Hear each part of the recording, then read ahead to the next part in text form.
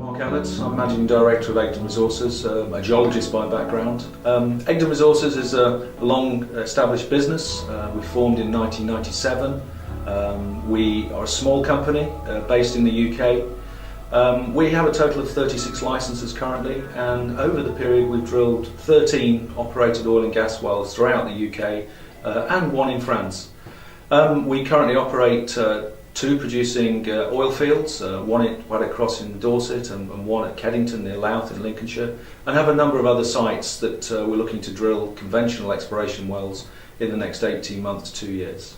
Once we've decided in the subsurface where we want to drill, which we do using historical well data and seismic data, we then obviously have to find a surface location from which we can access that subsurface area. Now that's quite a lengthy process. It involves finding a willing landowner as part of that, but we undertake a screening review. So once we've given our planning advisors, Barton, Willmore in this case, a location where we want to be able to access from the surface into the subsurface, we then look at things like the location of housing, sites of special scientific interest, sensitive areas, we look at transport, we look at traffic. We look at those houses, those nearest properties that might be affected by noise associated with our operations, and we do that initially on a desk-based approach, and then go out into the field and review the potential locations in more detail. So, as part of that process, we will be provided with a summary of our options, and at that point we define which location we think is best from a planning perspective and has the minimum impact on the local community. At that stage, we'll start to talk to landowners and see if those landowners are willing to accommodate us. We will then negotiate a lease for a period of time to be able to undertake any exploration activity. And at that point then, we have to go through a process of undertaking very, very detailed analysis of a number of the key points as part of an environmental statement that we submit alongside any planning application. A critical part of the planning process is engaging with the local community and ensuring that their concerns are properly addressed and they have an opportunity to review our plans and to comment on those, and it gives us a chance to incorporate any feedback into our plans at an early stage. It's an important and statutory part of the process, but for Egdon it's also a critical part of our community engagement plan.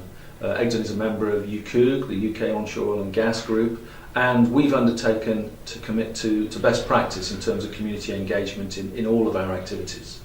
A typical oil and gas exploration project involves many phases.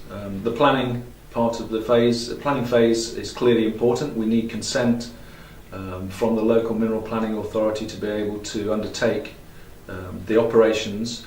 Once we have that, we also need to put in place environmental permits under the Mining Waste Directive. But once we've got those in place, then we go down to the construction of the site. That's the first stage. We need to build a site. We need to clear off the topsoil and store that safely so that it can be used to reinstate the site. The subsoil gets taken away and stored in bunds. We flatten the site because we need a good stable base for the drilling rig to be set up on. We put impermeable membrane down so there's no chance of any fluids getting into the ground beneath the site. And we generate a stone base, build a concrete cellar, which is where the actual well is drilled, put ditches around to contain water, rainwater, etc., and a security fence to make sure that people can't wander on and off the site. Once that site is constructed, we wait for the drilling rig to become available. And the next phase is obviously to bring that rig and all the associated equipment onto the site for the temporary period whilst we're drilling.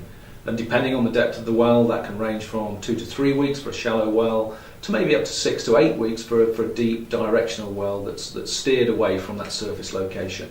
That involves bringing in a number of relatively large lorry movements, and they're the biggest movements we have when we're bringing onto site. There's the main unit of the rig with its mast that's brought in and put up. There are ancillary cabins which contain all of the support services for dealing with the mud system that we use to bring information, cuttings to the surface and lubricate the drilling operations. There are the mud loggers, key people who actually monitor all of the levels of mud and gas in the mud and oil and look at the cuttings, the chippings of rock that come back up, so we know where we are in the geological succession. We also have a full-time site presence who manages the operation on behalf of Egdon, the drilling supervisor, and he's responsible for the day-to-day operations and for ensuring everything is undertaken in a safe and considerate manner. So once that rig is set up, we drill the well.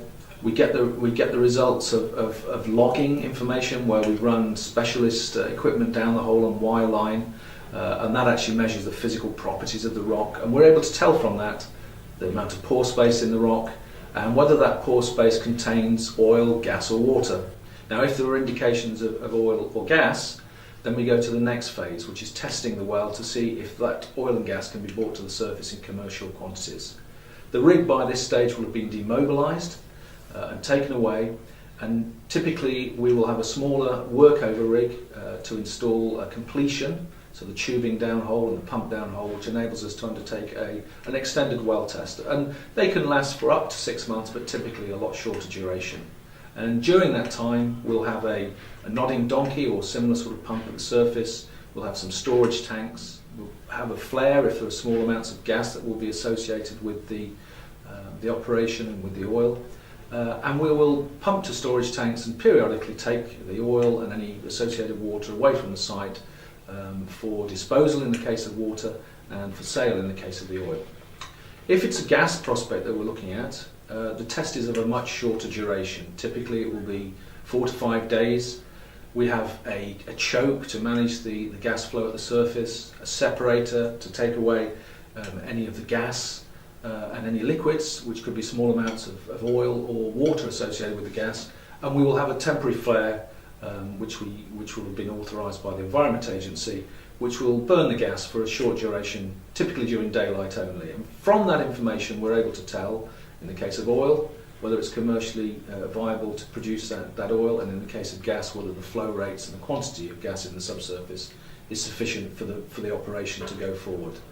And if we do have a commercially viable prospect project, we will then have to submit planning application for that next phase of the operation, where we develop that into a more permanent site, where over a period of typically 10 to 20 years we will drill additional wells and recover the oil or gas from that site. Now at the end of both of those phases, so in the case where we've not been successful with the testing and it's not commercial, or where we've come to the end of the production phase, we will plug and make safe the wells on site and restore the site to its original condition, and effectively that will mean taking away all of the subsurface, capping the subsurface well bores well below ground level, taking all of the stone and other equipment off site and having that disposed of in an environmentally sensitive manner, and also restoring that site to its original condition by putting that subsoil back in that we stored originally, putting the topsoil back in, and establishing drainage, etc., to the original specification of the site.